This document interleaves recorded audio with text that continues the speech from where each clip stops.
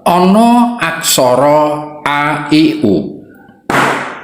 Aksara iki kalamun ditegesake aku iki urip.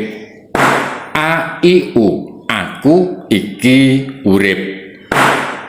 Aku saka anane jiwa raga iki wujud urip marga ana kang nguripi. Kabeh wujude uripku iki kasebut manungsa.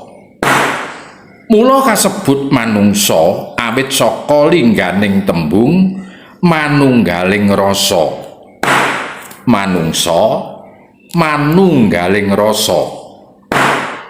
Dene kabeh mau kalamun ngrumangsani dadi jejere manungsa urip kudu tansah nggunakake rasa pangkrasa lan rasa surasa.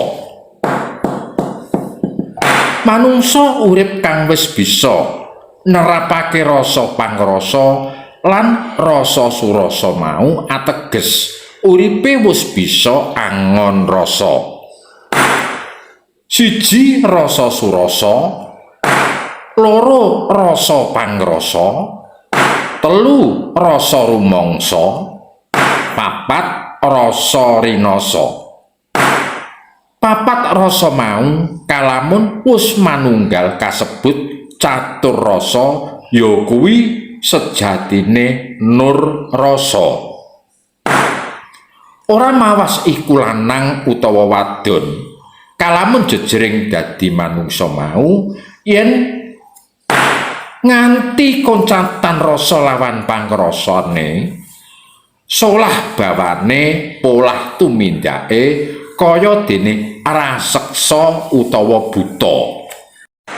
Mula kasebut buta marga watake butek peteng betah angane aya.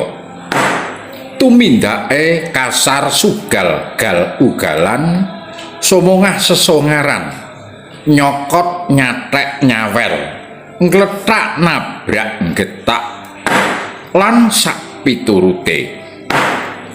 Krana uripe wis ora linambaran rasa pangrasa, ngremuk ngrusak ajak-ajak dosa angupaya kanca.